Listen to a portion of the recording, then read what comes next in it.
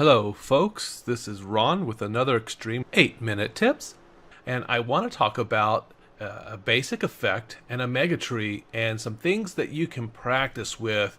And in this we'll talk about some variations, and in that I mean we're going to talk about highlight, 3D, gradient for the bars effect, and what kind of impact that might make for this.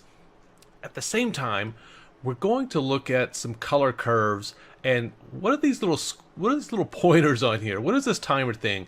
We're going to push some of these to the limit and see what we can get it to do. But first, let's turn this thing on. I'm going to put on this one here, and that looks cool. I mean, we could just burn through a sequence right now and start with this, and that's a good start. But let's take a gander at the effect itself and see. This is just basically by choosing right in the center area here, you get more of this butterfly color palette that comes up. And this is in the gradient format. Fantastic. And then I'm going to deselect that. I'm going to click on the next one. We'll right click on this color curve.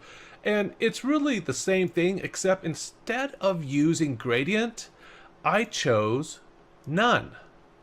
You could choose random, but that just, here, I'll show you what that looks like. Boom. Yeah, no. I like gradient, but in this case, I wanna do two things. I want to mix it up a little bit. I want to see the difference between the blend mode of none and the blend mode of gradient. Okay, so we'll click OK. And if we look at this effect, and this is just sending bars up. There's 7.4 for the cycles. There's 3 for the palette rep, and it's going up. And that's fantastic. And if I turn them both on, you can see it just starts adding more in there. Now, I don't have anything else selected for layer settings or the layer blending. Everything is just set to default. No fade, no sparkles, none of that. Just pure bars.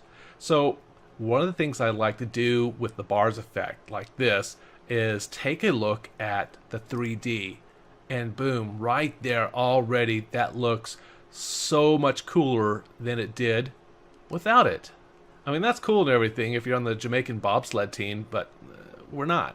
We're doing Christmas, and that looks kind of cool. If you want some to make it look like candles, click on this button. Looks like a bunch of candles up here going up, and I kind of like that. That's a cool effect. And then we could smooth it out. We could use gradient, and if we turn off our highlight and our 3D and we use gradient, it's not as well shown there. We'll click there with the 3D and we'll turn off the gradient, and then we'll turn the gradient back on. And that looks pretty cool. Now, we can make some changes here. If I click this arrow here under the second color curve, watch what happens. Notice it starts putting the color over here on the right side. I'll click it again for it to be on the bottom side. This will go over to the left. That's really not doing a whole lot for us. And I can go back just to the clock. And that looks kind of nice too. So here's what I suggest, because there's not really a menu list. And even in the instructions, it doesn't, or I should say the manual, it really doesn't go in and say, hey, try these combinations for the most dope looking tree in the world. You have to get in here and kind of play with the stuff and see what it looks like. Isolate, turn that effect off, choose this one. Oh, that's kind of cool. I like that. And when you like something, right click and create a preset, because you might forget the combination you had before. And again, I'm just scrolling through these, and I'll turn that one off and we'll go to this one. We'll do the same thing. This is the gradient. It's not as harsh. It's a little softer and smoother. You can see it starts to put that color on the right side, and over the time, actually not over the time, it's just putting it on the right side. Yeah, that's on the bottom. That's on the left, and that's on the top. Okay, and with both selected, let's take off gradient. Let's put on highlight. That's kind of cool. Let's take off 3D, and we get that. It's not bad. It's kind of groovy stuff. Now, let's put the 3D back on, and let's change some of these directions here. You know what down's going to do. It's going to make it look like it's going down. And let's turn the other effect on. So I have them both going on, and that's cool. That looks like a nice little chocolate mousse shower there. Chocolate mousse shower. That's new, Ron. Right on. This is just expanding from the center, and compressing does the opposite. And let's go to our left. Now, so this is a completely different look. Did you expect that to happen? Maybe not. And now we click on highlight, and it puts that white line in there. I'm not a big fan of that. Looks cool, but not for me. and gradients not really showing a whole lot. And if we turn 3D off, well, it looks like maybe you're playing Tetris. And that's cool to play with, but not really showing a Christmas show, maybe, right? Okay, put the 3D back on. Let's go to H-Expand. I kind of like that, as well as Compress.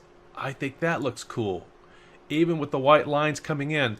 So all we have is one effect that we can do, I don't know, hundreds of things with.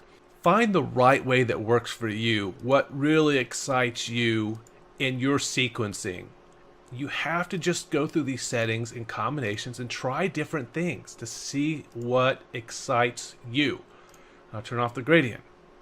And then I'm going to turn these both straight down. And let's see what that looks like, these little arrows. And that's kind of cool. Let's alternate left and right. And that's interesting, but now I'm going to take these arrows under the color curves and point them back up.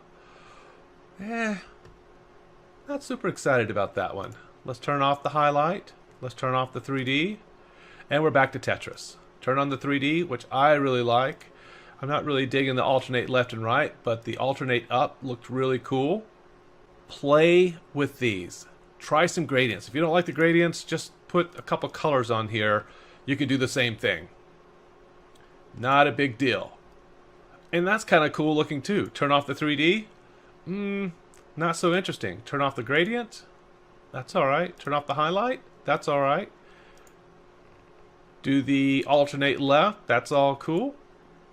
So again, and I like effects like that. That just looks cool. Add in another color, maybe this over here, and that looks neat. Add in another bluish or pink, purple color, whatever you want to put in there.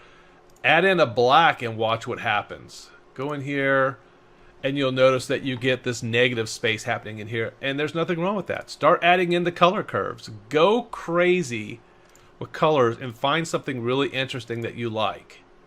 There's no wrongs in this, and there's a whole lot of rights. So, that being said, I hope you enjoy this section on the bars and color curves. It's a lot of fun to play with. These buttons here, the arrows, they don't work on every effect. Some effects, they won't even click for you. So be cautious when you're choosing an effect, and don't freak out when it doesn't do anything at all. All right, that's it. This has been Extreme 2-Minute Tips taken too long. See ya.